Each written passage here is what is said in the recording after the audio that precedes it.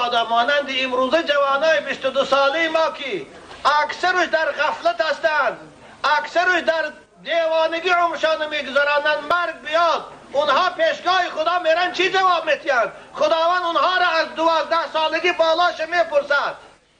این 8 سال و این 10 سال عمرش در ریویزیاش میکند، محاسبش میکند، چی جواب میتین اینا؟ بگن خدایا ما رستوران رفتیم، خدایا ما را تنی صحت دادی کسی نرفتیم، چی بگویند؟ چی جواب میتین؟ استعددت للمنیت او المنیت عاجلت که تو خودت برای مرد تیاری دیدی؟ یا مرد ناگهان آمده تو را برد؟ آره مرد ناگهان آمده، ایش که نمیخواه مرد، حتی 90 ساله موسفه دیگوی نمیخواد مردن، اما مرد ناگهان میبرد. یا ابن آدم یا ابن آدم خلقت من التراب وعدت الى التراب. یا ابن آدم خلقت من التراب بلا ذنب وعدت الى التراب وكلك ذنوب. یا الله، ملائکه بچه بگفته ای بچه آدم نام مانو میگرفته، امروز نام مانو میگرفته، ملائکه نام من شما رو میدانند. ای بچه آدم تو رو خدا از خاک آفریده بود، وقتی که از خاک تو را آفرید، وقتی که از مادر به دنیا آورد تو پاکیزه بودی، بیگناه بودی، نامه اعمالی چون ماه سفید داشتی.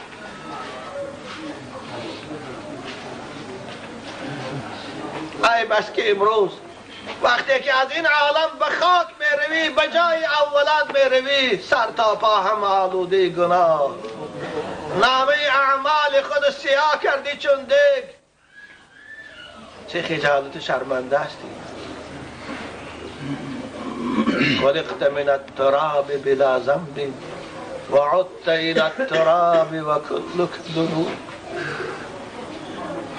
نبا شاعر به من شما حضرت نصیحت کرده میگوید تو پاک آمدی بر حذر باش و پاک، تو پاک آمدی بر حذر باش و پاک، که ننگ است ناپاک رفتن به خاک.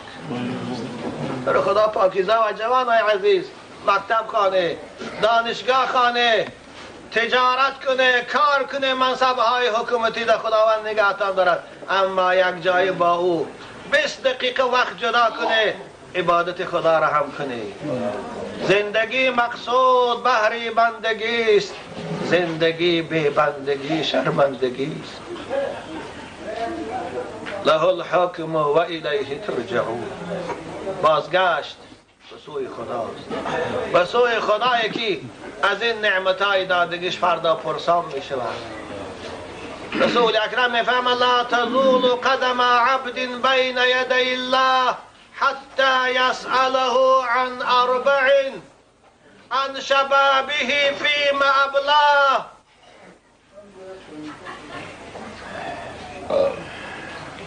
وعن ماله فيما أفناه، وعن عمره فيما أفناه، وعن علمه ماذا عمل فيه. پیغمبر خدا گفتند روز قیامت که ما در محشر خدا حاضر میشویم، در روی پروردگار خود جمع میشویم، از 4 چیز ما رو میپرسند. اول سوالی که خدا ما رو میتونه درباره 4 چیز است. عزیزان من توجه کنید، حدیث پیغمبر بزرگوار است. یکم میپرسد عن شبابه فیما ابلا. ای بنده ایمان، ای موی سفید تبرک، ای بابای محتاج، خدا میگه من به تو جوانی دادم، از 12 سالگی تا 35 سالگی جوانی است. بگو که این سالت، این مدت تو در کجا صرفش کردی؟ رب عزیزان من، جوانای خوشرو، بهترین نعمت از جانب خدا برای شما جوانی است. بنابراین این نعمت از شما شکرانه میخواهد. این نعمت خداوند فردا برای شما ریویزیه میکند. هر روزی جوانی تان ریویزیه تا میکند. خاطر تا جمع شود. این حکومت هایی که هیچی نمیتیانتون، یک دکان خودت ساختی، خودت مهنت کردی، هر روز 10 بار ریویزی میکنن. خدایی که به تو این تنی صحت داد، این چشم بینا داد، این عقل سالم داد، این شرایط زندگی رو برات مهیا کرد، خیال میکنی تو رو نپرسد؟ افحسبتم انما خلقناكم عبثا وانکم الینا لا ترجعون؟ خیال میکنی که هم تو آمدی خواب میری، بازی میکنی، خرسندی میکنی، کار میکنی، مرده میری و پرسیدن نیست؟ نه، خدا میگه این خیال، این پختی غفلت از گوشت پرتا.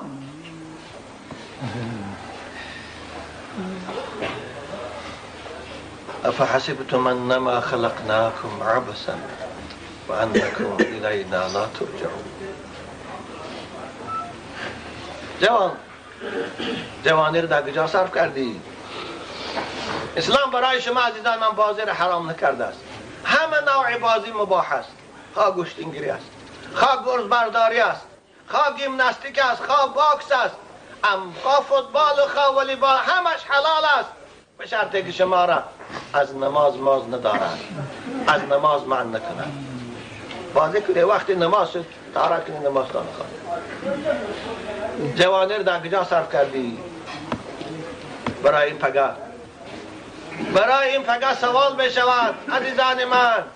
برای این سوال الان جواب آماده کن. حضرت حسن بصری وقتی که آیه مبارکه رو میخواندن، فلتنظر نفس ما قدمت لغد، گریه میکردن،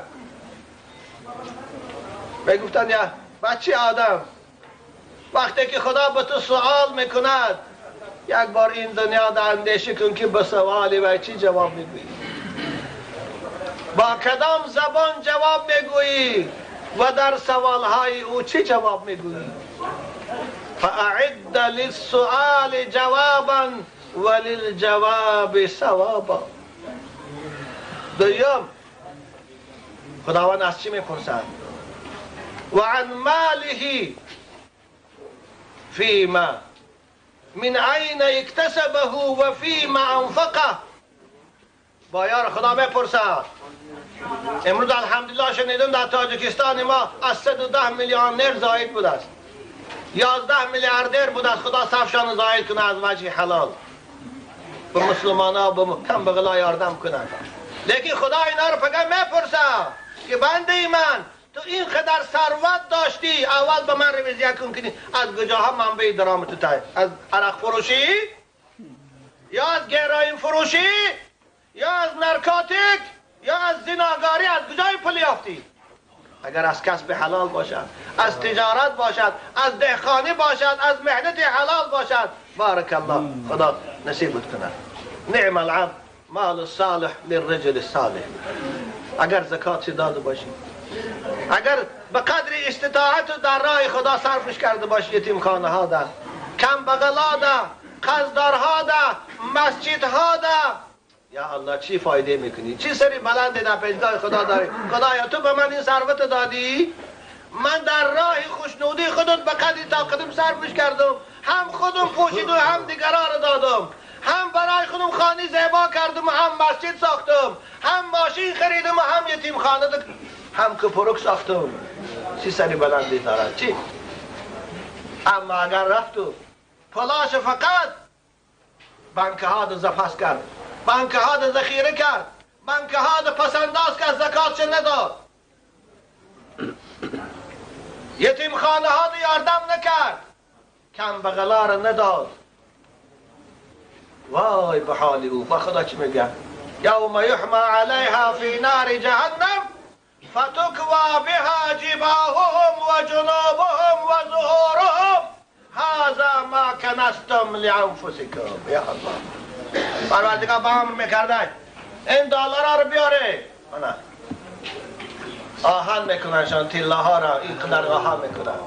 خداوند مفتش های دوزخ میگفته که این بای اینجا خوابش کنه، کلانش کنه، اینجا سرچه کشه، اینا رو بعد در آتش دوزخ سرخ میکنن این دلارکا را و پشتی باید داغ کردن میگیرن، پیشانیش پهلوهاش داغ کردن میگیرن، سوختن میگیرن. اگه در دستی مفتش ها خوری در ششم مدل در کمیته چی کارش کنه؟ هیچ که دستش نمیبه خلاصت کند.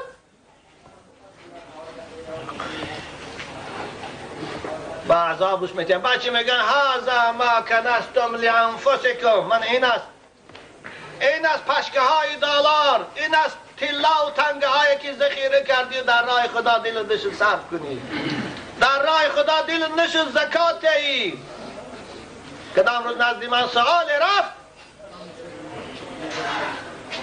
از برادرای مسلمانش پول قرض میگیرد، یک آدمی زندگیش مزبین کودکدار قرض میگیرد، او با بدبختای ملعون خدا شمارشان از جامعه ما پاک کند و کم کند، با پرسه قرضش میتیان. بیچاره در بین 2 سال قرضاش داده نمیتانه. میبیاین خانش بزرگ میگیرن، کودکاش پیش میگن. این آدمی ناتوان از روی نادانی میره خودکشی میکنه، کشی فلاح میکنه از خجالت شرمندگی. این بای ملعون به جای آنکه او امکانیت نداره با مهلتش 1 سال و 2 سال و 3 سال خانش گرفته، بیچاره از ازدا و شرمندگی نزد فرزنداش خودکشی کرده است. بنابرای خدای بایا رو فقط میپرسد، اینا خلاص نمیشن. دویم سوم از چی میپرسد؟ خداوند از عمرش میپرسد. و عن عمره فیما افناه. من به تو عمر دادم، 70 سال عمر دیدی، 60 سال عمر دیدی، این عمر در کجا صرف کردی؟ در غفلت یا در یاد خدا یا در کسب حلال یا در زیارت علما یا در رفتن به نماز جمع و جماعت و در کجا صرف کردی؟ و عن علمه. برای علماها هم سوال بیشتر از علمش. فقط خدا ما را از علم میپرسد. قامای عزیز یغناب خواه دیگرایی که به ما همه دوست هستید، خدا همه نگه دارد. فقط ما علماها را خداوند از علم میپرسد که بندی من به تو علم دادم، من به تو استعداد علم حاصل کردن دادم، تو عالم شدی، تو عالمی به قرآن سنت شدی، تو به این علم چی عمل کردی؟ ماذا عمل؟ عمل چی کردی؟ علم فقط در خدایی و در جنازه صرفش کردی؟ علم فقط برای چلیاسین صرفش کردی؟ برای چی؟ آیا به این علم عمل کردی؟ آیا موافق علم محفل ها بندگان خدا را راهنمایی کردی یا خاموششتی؟ از این ما رو میپرسن. بنابراین عزیزان من وقتی که ما علماء در یک محفل صحبت میکنیم، شما مردم خیال نکنیم ما برای خود نمایی میکنیم، شما گمان نکنیم ما برای شهرت میکنیم. والله من از این خود نمایی، از این شهرت بیزار هستم. اگر همین مسئولیتی پیشگاه خدا نمی بود والله زبان من نمیکشادم. اگر خدا ما رو میپرسه چی جواب میتیم؟ علماء که خاموش میستن چی جواب میتیم؟ علماء که ببینن جامعه فاسد شده ایستاده است خم میستن چی جواب میتیم بگم وقتی که خدا این پرسیدیش؟ بنابراین علماء مسئولیت دارن. ملا بودن معنای دسترخوان جمع کنی ندارد. خب خدا رحمت کنه بعضیاش حرمت میکنن میتیم ما را، اما برای این نیست، برای ملا امام شدن نیست، برای فطر و روزه جمع کردن نیست، برای دعاخوانی و قصیده نیست. اگرچه قرآن برای این هم هست. وظیفه اساسی علماء این دعوت است. بندگان خدا را برای خدا راهنمایی کردن است. حرام و حلال دین و بنده هاش این است وظیفه علماء. Подпишитесь на наш канал, вы не пожалеете.